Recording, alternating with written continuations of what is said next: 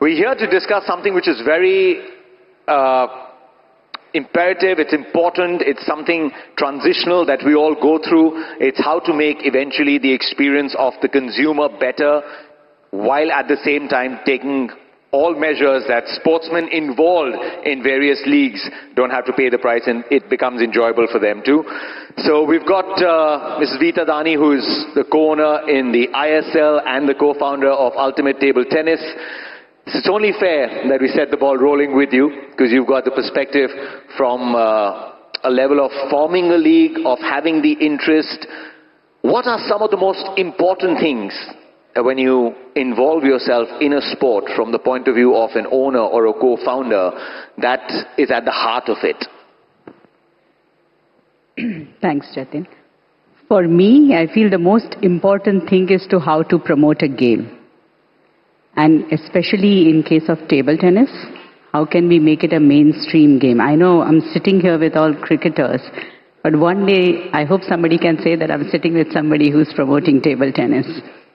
So that's the ultimate aim, how do we really popularize it? And that is one game that everybody plays, be it a cricketer for hand-eye coordination, for reflexes. So it's not that it's not popular, but how do we make it popular on screen? How do we increase the number of fans? How do we... and of course for that what we need to do is get a medal. So our ultimate aim is to get an Olympic medal, and we'll do whatever it takes to work towards it and ensure that we get one. Well, Prasar, let me just thank you for all the efforts that you're taking to ensure that we have our moment under the sun with a shining medal. And it's great actually to have Anil Bhai and Heros, because both of you, I'm not alluding to the fact that you belong to an older generation. Two are still mighty young, looking very dapper and sharp. But you've seen the transition. You've seen the transition of international sport heading towards this phase and era of leagues coming up aplenty. Was there some initial inhibitions when leagues were coming in, because there were a lot of murmurs that it could threaten sport at the international level? So when you were actively playing, being a part of it, and seeing this entire sporting league culture come in, what were some of the first few thoughts you had as a player before I get into your entrepreneurial roles? Yeah, good morning, everyone. It's wonderful to be amongst such elite panelists. I think the first thought when IPL started in 2008, of course, the introduction of a new format, I had sort of got a little bit of a glimpse into T20 cricket when I played county cricket in England, where I played a couple of T20 games. But the first thought was, it's just another game. I don't think anybody knew the sort of strategy. Yes, the strategy was to win the game, but then in terms of putting in thought processes of how to sort of go about constructing your 20 overs was still the ODI kind of a construct rather than a T20 format. So I think from there on, it certainly has changed. Yes, there were inhibitions as to how this would develop, but everybody knew that this was here to stay. Even from the first season. Of course, the first game got off to a flying start, and India winning the T20 World Cup certainly hastened that process. So I feel that from 2008 to where we are today, the game has changed. The kind of interest that it had developed over the years, within that 3 years that I played for RCB in the IPL, was new fan following emerged. And now we can see that. We can see that kind of an interest coming through, and even with innovation within the rules of the game, and then some of these youngsters coming through. I think it's been great for India. It's been great for world cricket in terms of giving opportunities for people to come into and play in franchise cricket. Yes, there were some inhibitions of how this will eat into the other formats. We are still continuing to have those questions, but I don't think those questions will go away. But the rest of the formats have remained, and they're still thriving. Just the amount of security that it's added to the players. Again, you were part of the early stages of the league. You continue to be a part of it. We see now how cricketers from around the world or sports people from around the world, thanks to the leagues, are becoming household names everywhere. Because it's not just the cream, you're also looking at the second rung or the third rung cricketers that are coming in. So just right at the onset, before we talk about how we need to make leagues more and more immersive, from a player point of view, was it easy to subscribe to the idea? From being an international cricketer to then getting into leagues, playing for local states in other countries. How has it changed our sporting ecosystem? Namaskar, everyone. Lovely to have your company. That resonated. See, I was kind of a villain, aggressive batsman that I was introduced to as today. And so it was about coming into a territory which was kind of a breach in many ways. So I had to hear all of my demonic activities when I first entered the environment. And we don't use this word anywhere near enough when it comes to sport. It was great fun. Fun. It's a non-transactional action that kind of sets your mind dreaming of the possibility of doing something really special. If it's fun, you never ever find a struggle in it. If it's laborious, or you're pushed, or it's managed, these are words that are a corporation type word that doesn't lead to the inspiration or aspiration of just simply playing sport. Miss Dani, when I was about 4 years old, and I lived on a 10-acre house block. There was a pool in our house. My father was a peanut farmer. My mother was a speech and drama teacher. She had letters in music. But she was a great athlete. She played basketball for her state. Very tall lady. Great physique and movement. And I used to love playing ping pong. I had one brother, and ping pong, just because it was there, was a possibility for us. But what was possible about it, firstly, was the fact that it was a competitive sport. I mean, if any one of you have played ping pong, in those 21 points that you have to win, there are moments where you have to be right on song. Anyway, I got to a point where I was playing my mum, who was a great ping pong player, and I started to, as I got older, get much better than her. So I decided then to play the opposite hand. So I started playing a left hand, and she refused to play me left hand because she thought, oh, this is not right. So, the word fun, I hope I've made my point well there. And when it comes to the innovations within the sport, we are greatly resistant to it. I'll never forget the conversation that I had with MS Dhoni before I went out to play for the against Delhi Capitals up in the north. And he said, I will give you anything that you want in life, not to use the mongoose bat. You see, the mongoose bat for me wasn't just about a marketing plan. It was around creating a vision that hadn't been done before. Something that as athletes, as administrators, or commissioners of the game, and as broadcasters, we want to see it, but we're resistant to seeing it. Even just more recently, now, the umpire's making a very optical thing to measure bats. Yes, there's a fairness of the sport which has to be there. There has to be that integrity element, but there has to be innovation, because that again leads to fun. It leads to dreaming of the importance of being able to embrace a newness, a freshness. When you look at the golf club, for example, I don't know if you've ever got out your first golf club or your first tennis racket. Your first tennis racket was like pure wood. It actually had catgut strings, and you'd hit the ball and it wouldn't come off. Now you've got graphite, and the heads are bigger than my head. The innovation is there. So cricket, I feel, has got actually a very long way to go. And it's also, when it comes back to that first IPL tournament, it was just so important that the game shifted in dimension. It was so ready to do it. I mean, one day cricket was such a beautiful thing for 2 decades. And then when T20 cricket came along, it was such a beautiful thing now for 2 decades. So again, where is the next vision coming from the game. That's what we gathered here for, to figure out what perhaps the next few years are going to be. Manish, your story is very fascinating because you've experienced all of this as a fan, and you've spotted the opportunity that it's not just the game that needs to evolve with whether it's technology that can help the equipment to evolve or the rules to evolve.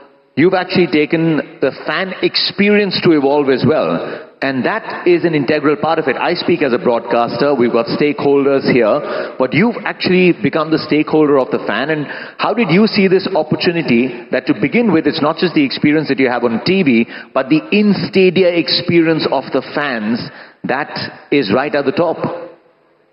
You know, my story started when I was a banker. And I used to travel to London to watch, to work, but also catch a Chelsea game because I'm a huge Chelsea fan. And every time I'd want a ticket, I'd have to make frantic phone calls to friends and family there, trying to get a ticket from a secondary market, pay a ridiculous price, and sit somewhere in the last few rows and still enjoy the game, right? And it was one of those games that I thought there's got to be a better solution. There's got to be a trusted Indian brand that can give me or give Indians a solid sporting experience around the world. I think that idea stayed with me for 7-8 years before I actually started working on it. But like Matthew said, it's all about fun and innovation, right? So when a fan comes into watching a game live, it's totally unscripted. They don't know what to expect. Emotions are high. Adrenaline is high, and you want to come with your friends and family and have a really good time, right? Have fun. So if the experience is made better, by the sporting event that's organizing the tournament or the leagues that are hosting it, then the fan experience of coming into the stadiums again and again with your family and friends and watching quality sport just completely elevates. And I think over the last decade, internationally and now in India, we're seeing a great shift in terms of the fan experience. So, entry and exit into the stadium is becoming much better. F&B is becoming really important at the heart of experiencing sport.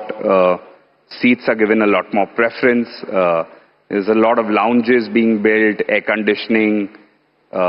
Something as basic as toilets and hygiene is given a lot of importance. So overall, I think fan experience is improving significantly. We're playing our own small role in the ecosystem. We're tying up with franchises and ensuring that we can create a top hospitality product as well. Manoj is not here, but we've tied up with Rajasthan Royals this year, and we've created our own Dream Lounge, which is a 100-seater lounge which takes care of all the factors that I've taken care of, right? Great food, great seats, easy entry, easy exit, celebrities in the box, engagement with the Rajasthan Royal leadership like Sangakkara, Manoj himself, the CEO Jake, and a lot more. I think the entire idea of this opening conversation was to set the tone that at the end of it, we have to make sure that all the stakeholders that are involved in a sporting league need to be taken care of.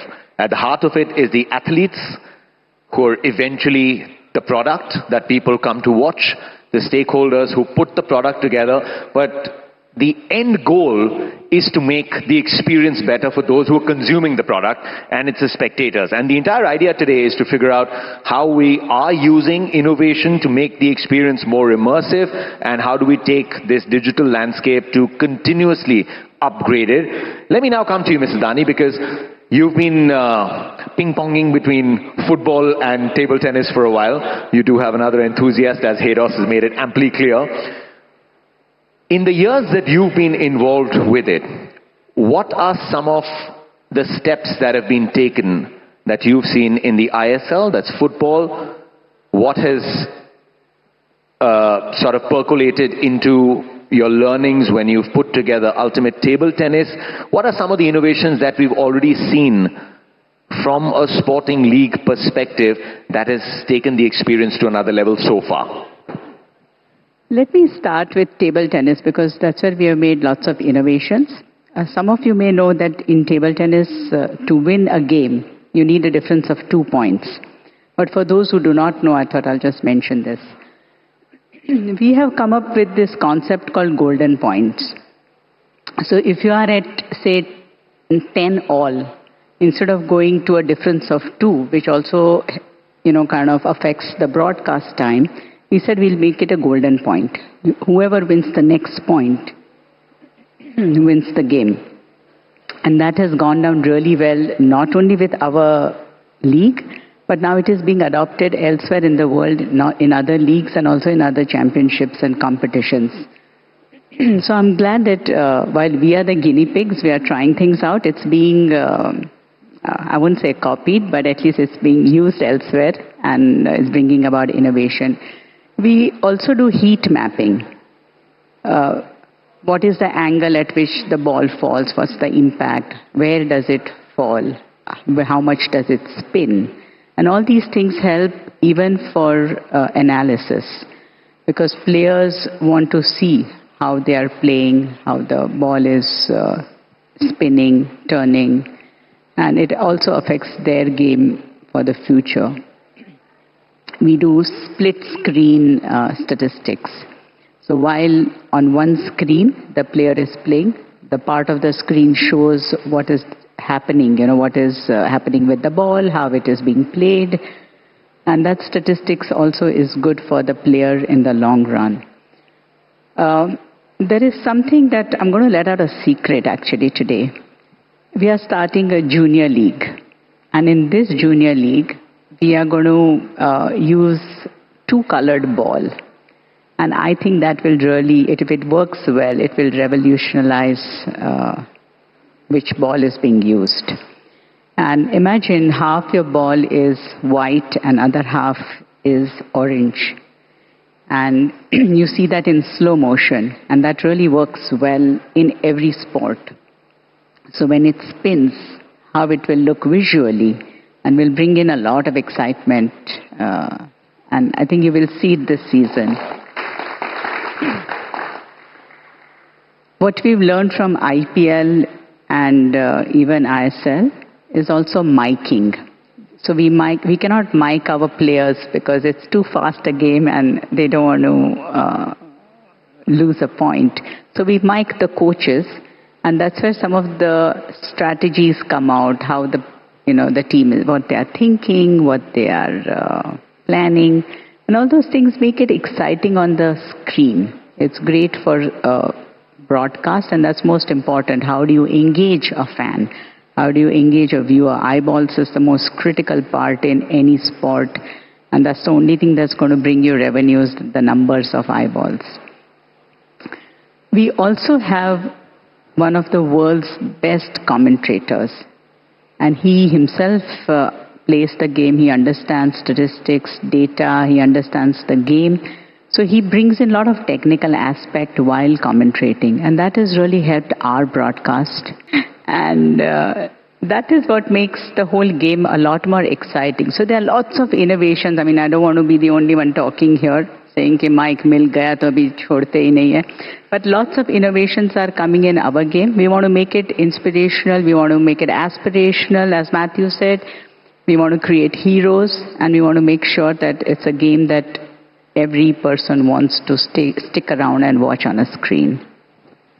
When you were talking about the multicolored ball, I was just thinking of what cricket has done over a period of time, right? We now know that it was red ball and white ball, but now the pink ball format has come in just to make sure, again, that people who want to watch Test cricket when they finish their long days can have access to it. And cricketers have had to adapt as well. How important in this entire process is for the sports people to be open to ideas? And let me ask a question. There was a clip, I don't know if you saw it, there was a time when Shane Warne was playing, I think it was the BBL Heroes, the late Shane Warne, may his soul rest in peace, he's a legend, we love him so much here. And he was talking to the commentators as to what he's going to do the next ball, right? It was Brendan McCullum, and he says that I'm going to now land the ball outside the leg stump, this is the shot he's going to play. And it's exactly what happened. And that, to a viewer, was the most mind-boggling experience. When Anil Bhai, you had taken 9 wickets against Pakistan, if the broadcaster came to you and said, we would like to mic you up, I'm guessing you wouldn't have been very complimentary back in the day. Yeah, I wouldn't have minded that. But I think, like you said, most of the innovations that have come in cricket have been broadcast driven. Whether it was the speed gun at the start of when it first came in to understand what the speeds at which the bowlers were bowling at, to what it is now. Even data, cricket has always produced data. Every ball produces millions of data points. But for all of that to be assimilated and ensured that people can dice it through has been thanks to broadcast. And they have come through with various statistics and all of that. And like Hedos mentioned, the primary stakeholder, who is the player, batter or bowler, has always been reluctant to use any of these innovative methods.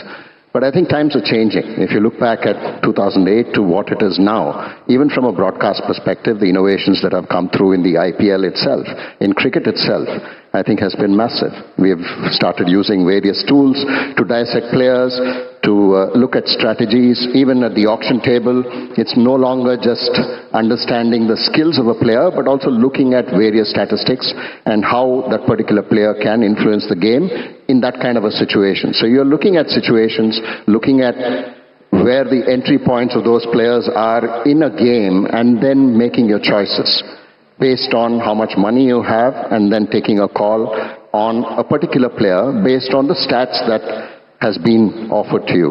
But it's still nascent. I certainly believe that it's still nascent.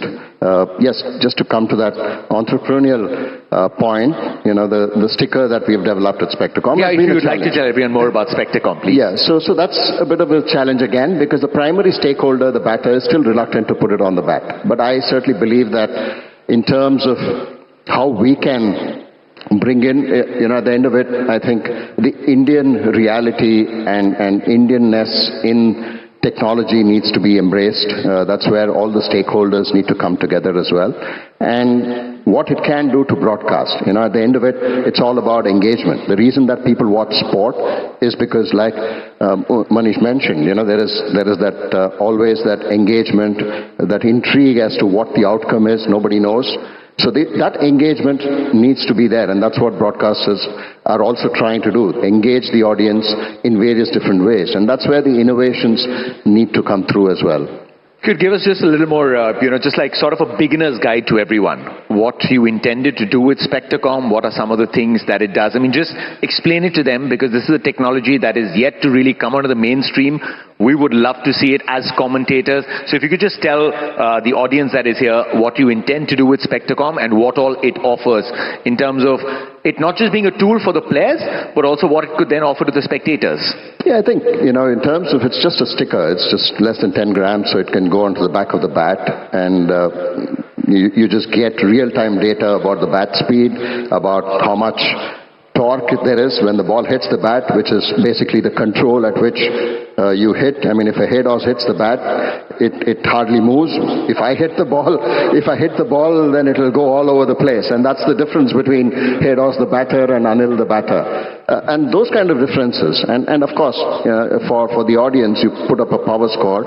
It's all about the power game. We saw a 14-year-old smash the daylights of bowlers, and similarly, what's the difference between him smashing the bowler versus what's the difference between a Dre Russ smashing the bowlers? Those kind of intricacies can come through, and all of this can happen in real time.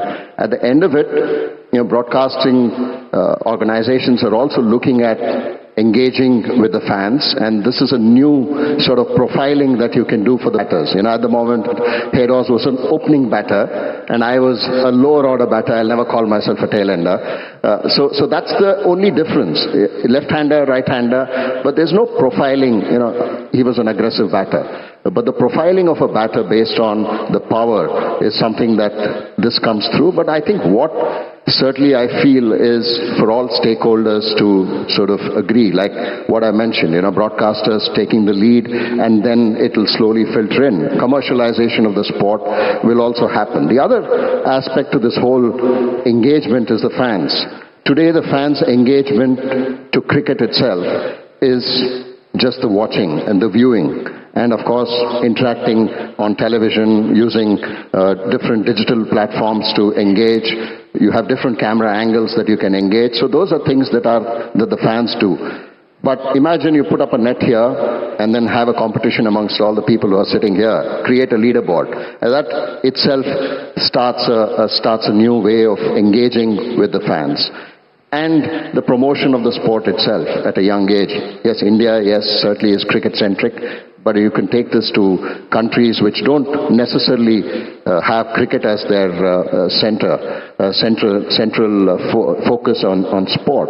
With cricket being a part of the Olympics, this is a great tool. I think innovation will certainly help the sport, but my view is that we need to create more R&D centers in India, where it is mostly focused. The tools that are available today are not necessarily built out of India. The IP that we need to create needs to be Indian IPs going global rather than the other way around. And that's something that I certainly believe that we have done, at least with the example of a Spectacom, is to create that in cricket, and hopefully that will filter into the rest of the sports, because I certainly believe that if you have to win medals, it's not just about training and support to the athletes, but you need to also bring in that scientific, innovative mindset wherein you're deep diving into technology to enable them. Because we have all the tools here, be it AI, be it sports science, be it engineers, be it even coaching. But all of that needs to look at developing from a because our grassroots structure is totally different to what it is in Australia or what is it in England. So I think it needs to be more focused towards India, and that's what I feel, that if we can create that as a priority, then I think we have, it's unlimited, because the potential is here. We have seen that over the last 10 years, how India has become the prime focus for cricket, and we see that with the IPL. Some of these tools, and Haidos, right now I'm talking about your role as a broadcaster, and that's our primary job. That someone who's watching at home should be entertained, should be informed, should be completely into the game as to what the players might be thinking and how do you simplify that. So how much have some of these innovations that we've got, we've got the technology like the libero. A lot of our cricket viewers would see when a ball is hit into the stands, you get to see the height that the ball goes to, the distance that it travels. If MS Dhoni does a quick stumping, to have the reaction time of 0.26 seconds, or how much distance that a player is running. It's just to make someone back home understand more than just what the visual medium is. So how have some of these innovations helped you as a broadcaster to simplify it, to put across your cricketing genius with the help of these tools to make it more immersive? Jatin, need and struggle are the key ingredients to the cycle of change. So if I can address the need for a start as a broadcaster now of almost 2 decades, the need is to get a deeper involvement and connection to our fans, to our viewers.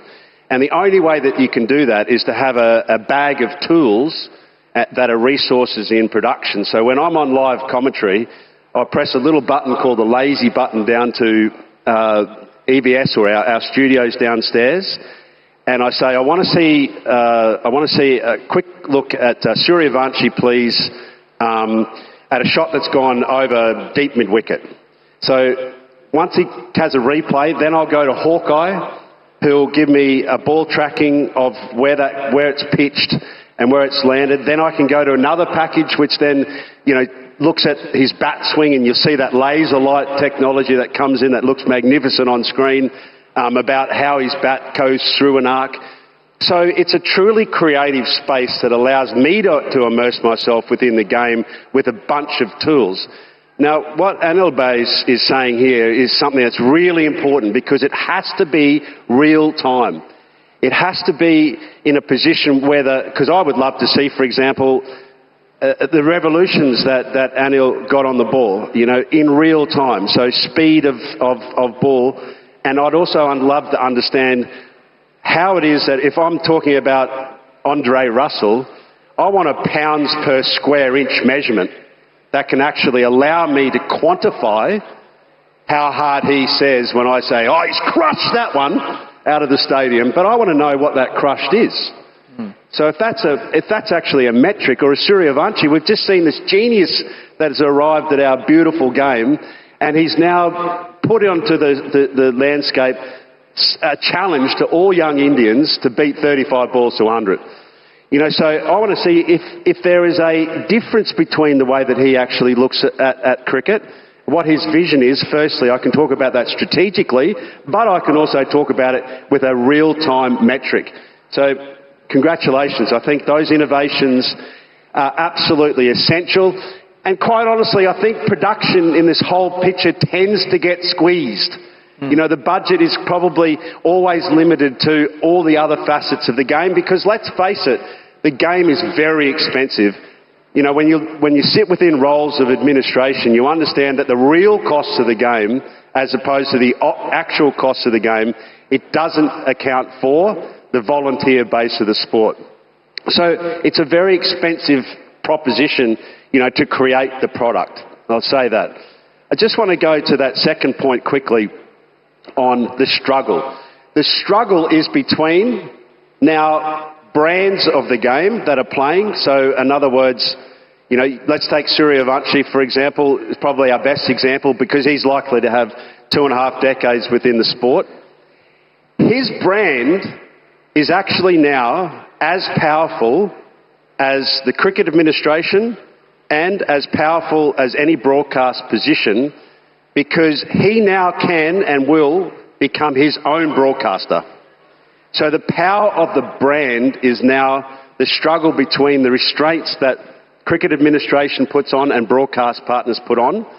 And so amongst that struggle and at the face of it is the conversation that you and the question that you asked, Anil. Would you have been reluctant, you know, to have that technology? Hell yes, we would have, absolutely.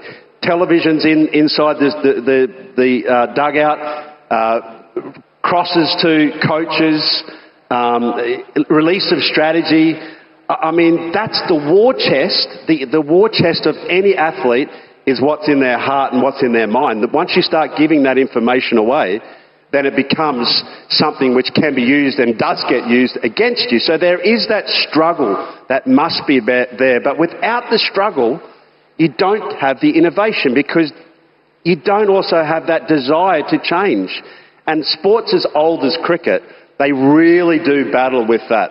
But now that the power of the brands are starting to emerge and the actual players themselves can categorically own their own space outside of the forums of sport, now there's a great struggle that exists amongst the administration and the players. And that, my friends, will definitely drive the needle of change. That's the absolute key metric to change. Beautifully put. It is an expensive sport, guys. Sport broadcast is expensive. And one component Haydos didn't talk about was the commentator's fee. It's expensive. But Manish, I'm just going to come to you because what we'll talk over the next few minutes is what's in it in the future, right? How do we elevate these experiences? But just coming back to that, Anilbhai, do you think that's also changing now? Like he said, an athlete does not want a camera in his face when they're having a little dugout huddle. But now we see in the middle of a drinks break, there's a spider can that comes. You're sometimes expected to be mic'd up and you're expected to give a little more to the audiences. Has that also now changed with the advent of shorter content places? I don't want to just entirely use the word social media, but almost everyone is now also trying to become a brand in yourself. So there is an opportunity for the athlete that through these immersive experiences, you want to connect with your audiences. An interview means that. Behind the scenes footage, we saw the other day Ricky Ponting talking to everyone in the Punjab Kings dugout. You must have had to do it when you're as a coach. So now, is it also a lot about branding? It's where your personality is reaching out to the world, and that for you as an athlete or a stakeholder is very important too. Oh yes, absolutely. I think that's the change that we have seen over the last few years thanks to, of course, social media. I mean, I'd like to use that word because content is something that everyone's creating. And as a young player or an established one, you're letting everyone into your own life. What is going on? People are showcasing that. What is the personality that you have? People are showcasing that. So they're not averse to cameras coming in. Yes, like Haydos mentioned, it was not easy for us to get a camera in. Even after after a victory, when there were questions about can we come into the dressing room to celebrate along with you, we would say, hey, just back off, this is our space. But things have changed now. People would want to do that. People want a mic in hand when they're actually addressing the team about strategy, about giving them a pep talk. So all that has changed because of the content, because of not just that, even when as an audience people are watching the sport, they also have a second device going in front of them. If you're in the stadium watching a sport, you always are on another device, immersing and again consuming content. That is going to again change. And similarly, even if you're on one device, you're again wanting to consume, not just watching cricket on your phone, but in between overs or whenever you get a break, you sort of go into another space, two screens on one, watching two different things and consuming content. So when all of this is here, the player doesn't want to let go of those opportunities, and commercialization is not now restricted to only the standard sort of structured elements, right? It's a lot more different, and the IP is far more immersive and far broader, so to speak, from a player's perspective. So I think all of them are aware, and that's something that's going to change. And with AI coming in, I think whatever we have seen as innovation over the last 25 years will be very different 2 years from now. We'll talk about AI because we've got Heros and his daughter's Hindi AI version that we broadcast on Star Sports and Jio Hotstar. But Mrs. Dani, from a league, and this is a good word that Anilbhai used, everything that you do is now an IP. Your experiences are an IP. It's a property. How important is short form and behind the scenes content?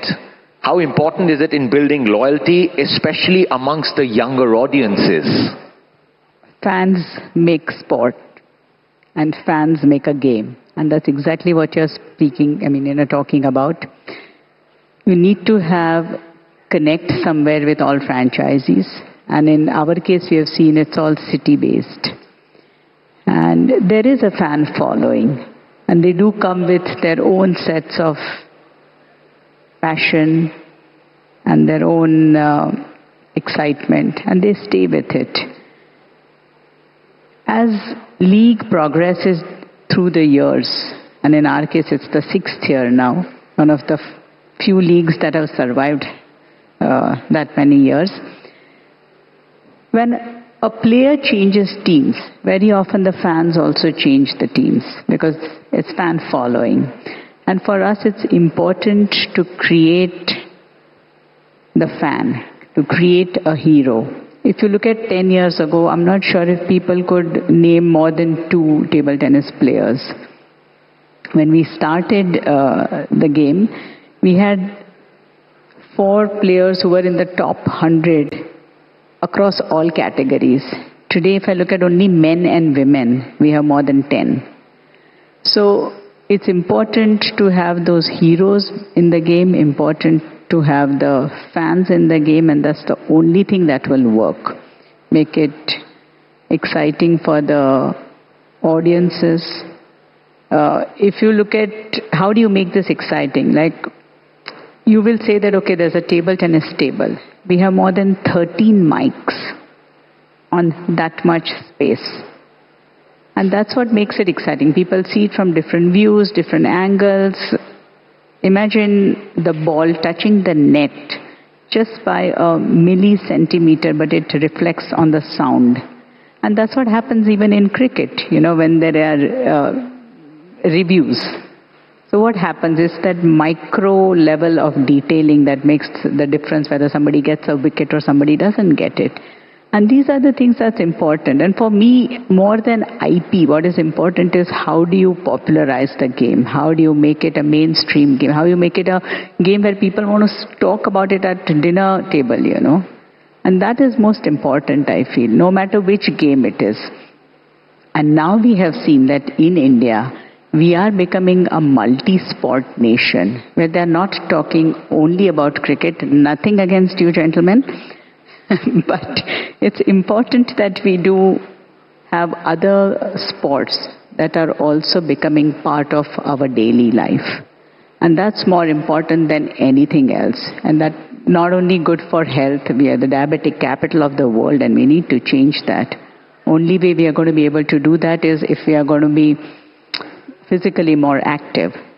So no matter which sport it is, I think we should just encourage everyone to play the sport and popularize it. Yeah, it just solves so many issues. We don't need to get into tech. I mean, yeah, I think if anyone was trying to applaud, it's a good time because the responsibility is upon us.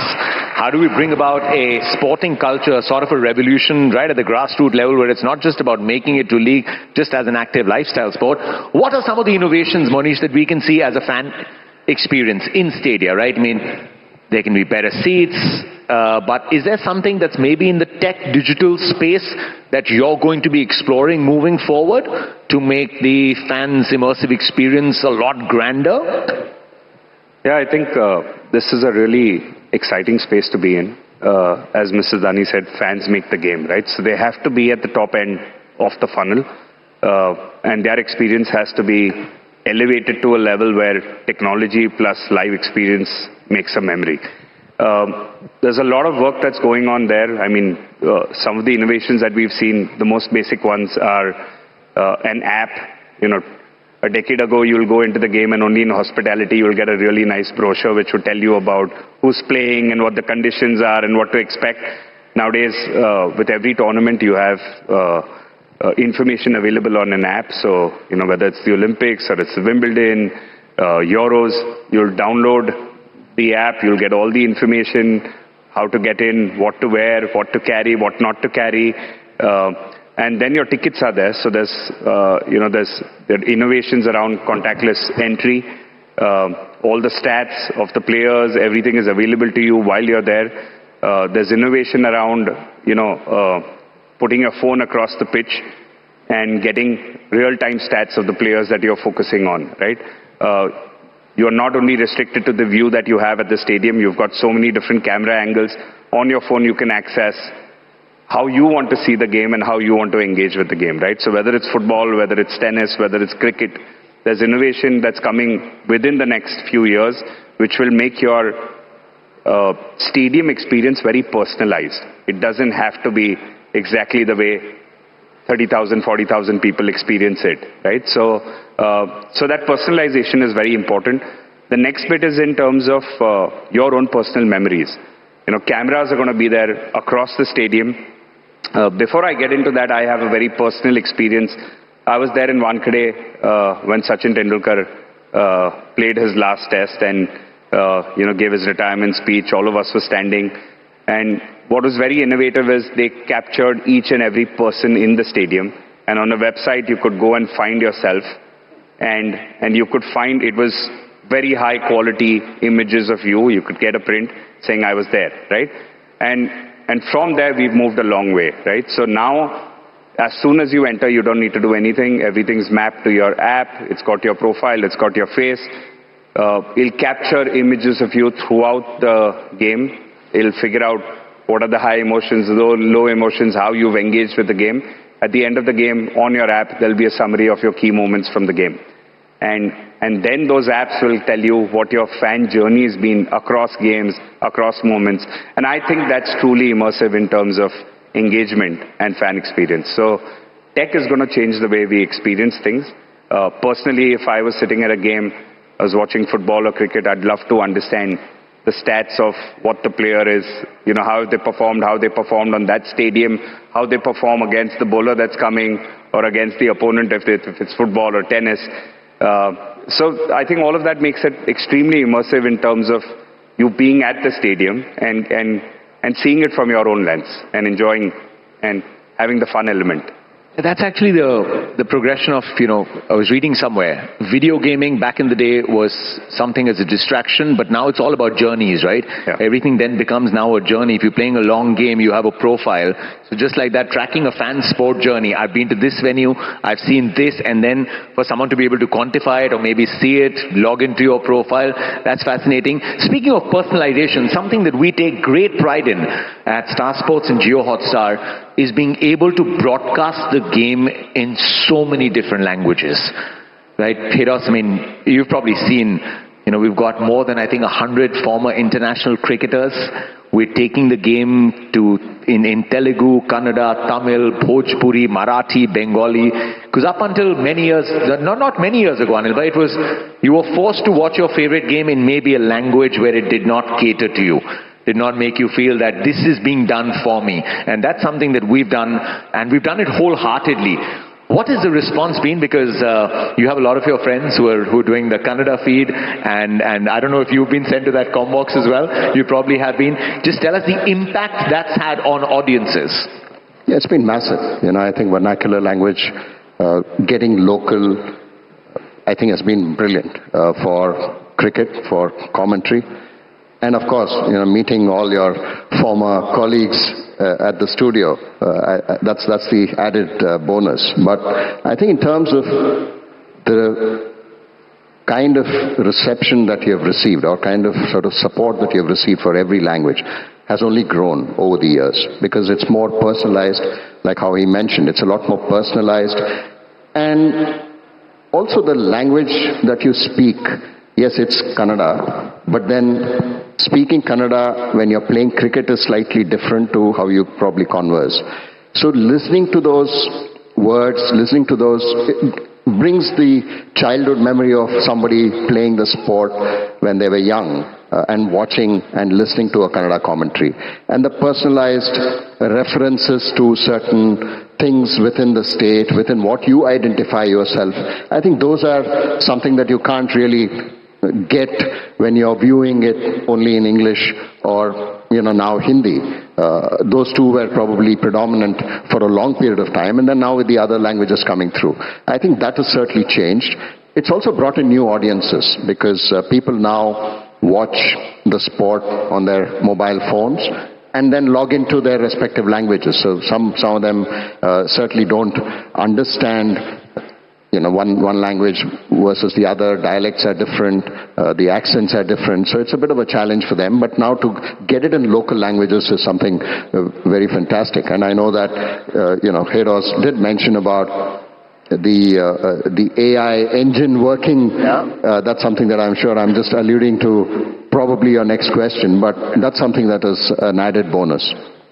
Jatin, may I say something here? As an audience, I think it is great fun to see cricket in another language. I mean, hear the commentary in another language. I think for entertainment, I see it in Gujarati, sometimes in Bhojpuri, sometimes in Marathi, the languages that I understand. And I think everyone here, if you haven't tried it, you must try it. It's great entertainment value. Yeah, if Mahendra Singh Dhoni is batting, just tune into Bhojpuri. You see how it comes from the heart. Just try out all the languages. I did that once as well. On one of the rare off days that I had, I was like, let me just listen to it in all languages. Hedos did not, we didn't need an AI engine to get Hedos to broadcast in Hindi. He could have done it anyway. Right? He started with Namaskar. He's put out videos of making goat curry with proper masala and everything. The only thing missing is an Aadhaar card for Matthew Hayden and family, which I'm sure we can facilitate. But just the reach it's given to you, Heros. You've seen that AI engine. I don't know if you guys have, but we've got an AI engine where audio from our experts is fed into it, hours and hours of audio that allows us to take up their English analysis, and at the press of an AI button, in their voice, you can hear it in any language. We saw that with Grace Hayden, your daughter. She did a lot of color stories. We've seen it with you. We've seen it with Kane Williamson. Let's talk about the future. Where is AI taking sport and the experience that it generates for everyone? I was thinking of what links us all in our various life journeys. And we're actually in the dreaming economy. We're taking advantage of an economy that doesn't exist currently. And how we do that is through connectivity, and how you do that is through communication. So the fact that as an Australian, I can enter into a space that allows me to connect with people in Tamil Nadu or Gujarat or anywhere in this country, simply because I've got an agent that is like an angel agent that allows me to connect with people, because that's what I love to do the most. It's, as a broadcaster, I'm not talking to a camera. When I look down a camera, I'm talking to you. I'm talking to someone that's in a lounge chair, that's giving up their time, that's allowing me the space. And if I can connect in a way through language, that's power. I mean, I'm very jealous actually of the Hindi commentary box, because these guys, they're oftentimes the suites next to each other. And I hear these guys laughing and connecting and just having so much fun. And I think, boy, wouldn't it be amazing if I could be in that space? And AI gives me an opportunity to do that.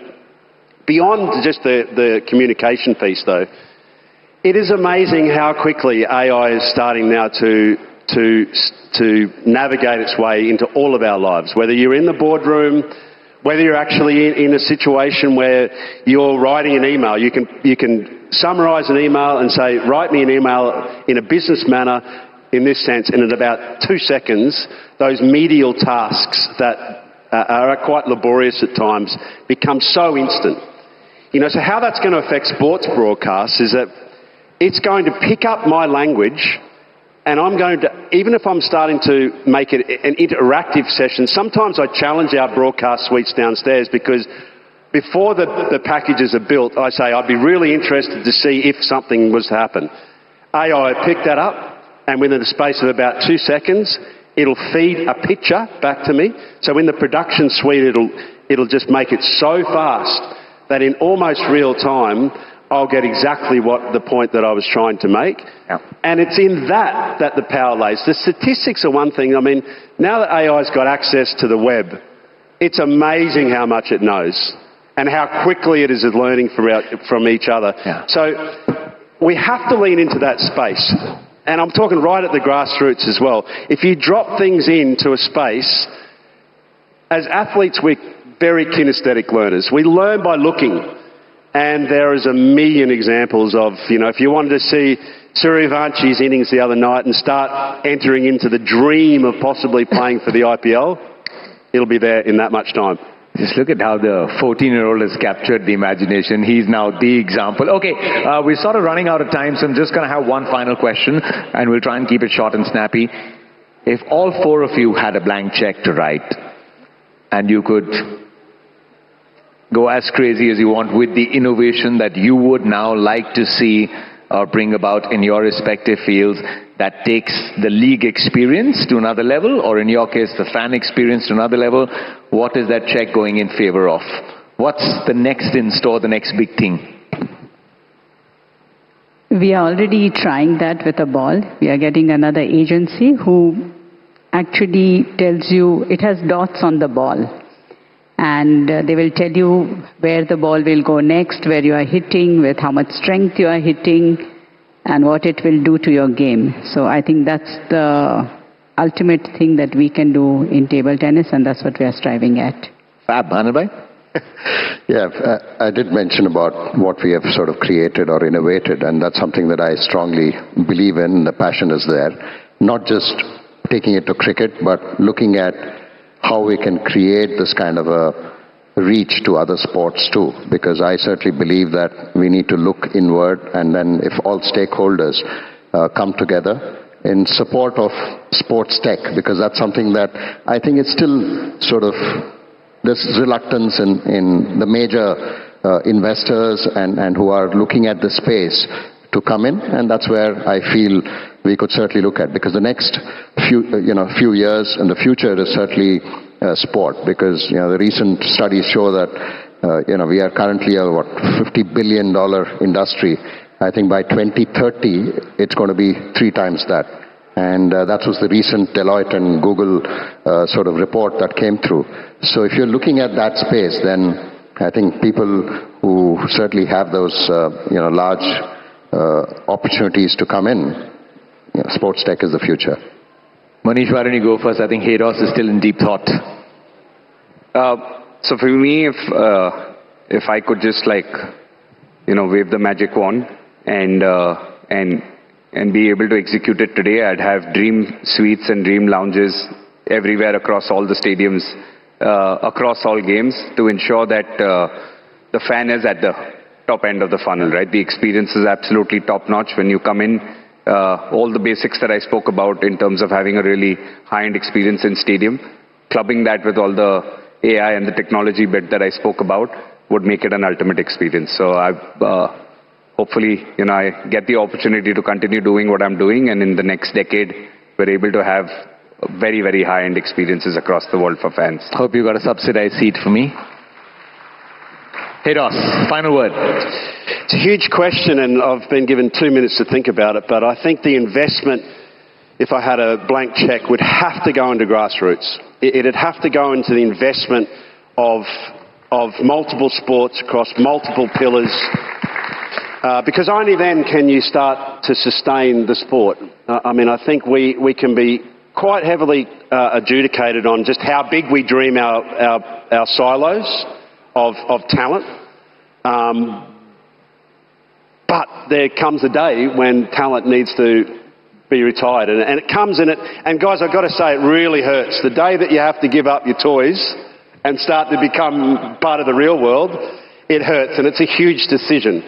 But hopefully that investment, through cross-sport environments, and it takes a whole-of-country approach. There can't just be private equity involved in this. There can't just be government equity involved. There has to be a lot of sweat equity, actually, because dreams are costly. And so, my love of sport and love of broadcast, I hope, has inspired you all to invest in something which makes us healthier. And ultimately, the one asset that we have is our health. And if sport is a co-creator in a better version of you, whatever that is in life, then it's worth every cent. Thank you so much, Hey Ross.